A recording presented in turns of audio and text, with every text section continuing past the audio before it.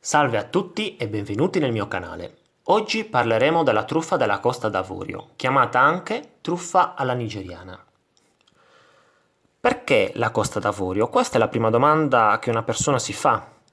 Semplicemente perché la Costa d'Avorio è diventato il nuovo Eldorado dei truffatori online. Migliaia di disoccupati e reti internet più veloci ne fanno una miscela esplosiva.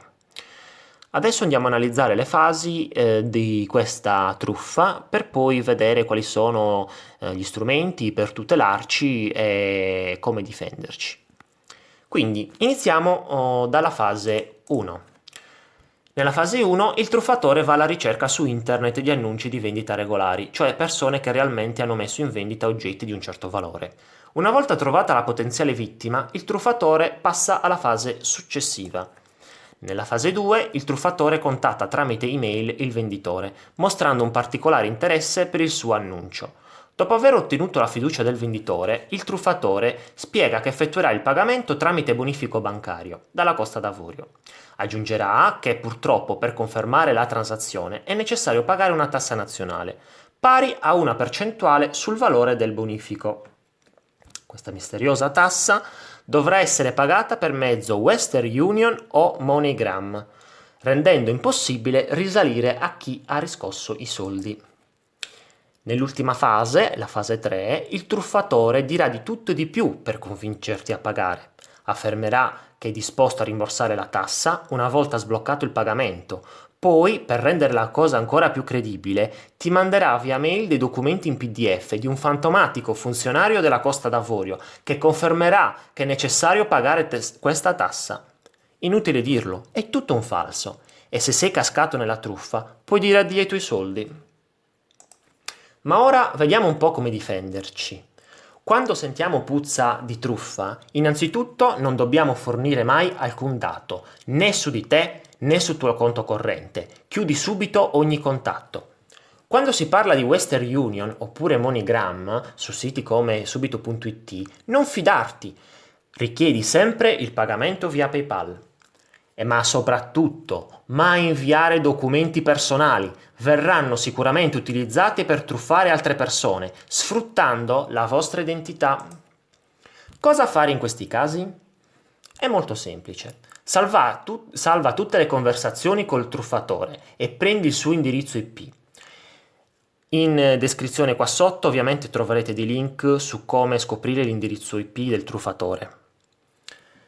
Una volta che avete tutta questa documentazione, inviatela alla polizia della Costa d'Avorio. Nella pagina successiva troverete i contatti della polizia postale della Costa d'Avorio. È una sorta di polizia, cyberpolizia che hanno istituito appunto in quel paese. Vi voglio segnalare che ci sono diverse associazioni con esperti di cyberreati che si occupano di dare supporto alle vittime. Queste associazioni spesso e volentieri sono in grado di cancellare dai dispositivi dei truffatori tutti i dati e sono anche in grado di danneggiarli. Quindi ve le consiglio. Nel caso in cui tu abbia inviato i soldi o peggio i tuoi documenti ai truffatori, ti consiglio di rivolgerti alla polizia italiana per presentare regolare denuncia. Questo perché? Perché ovviamente ti devi tutelare. Perché se questi iniziano a inviare i tuoi documenti a mezza Europa, dicendo che tu vuoi comprare determinati prodotti e poi questi signori truffano gli utenti di qualsiasi sito internet, automaticamente c'è la possibilità che verrai contattato dalle forze dell'ordine, quindi è sempre meglio avere una denuncia a portata di mano per tutelarsi. Detto questo, io passerei a fare una sorta di profilazione criminale di questi soggetti.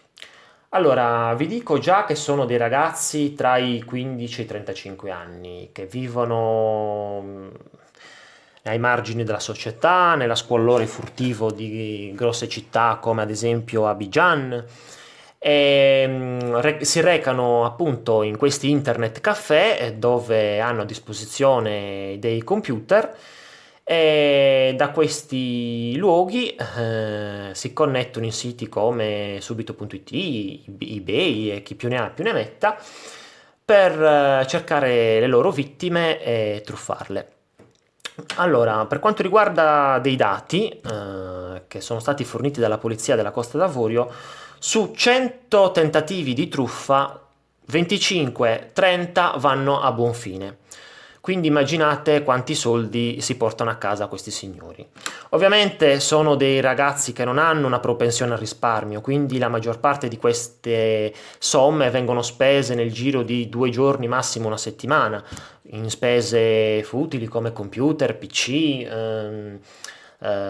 telefoni cellulari, discoteche, insomma, alla fine è molto difficile, se non impossibile, recuperare questi soldi. È per questo che io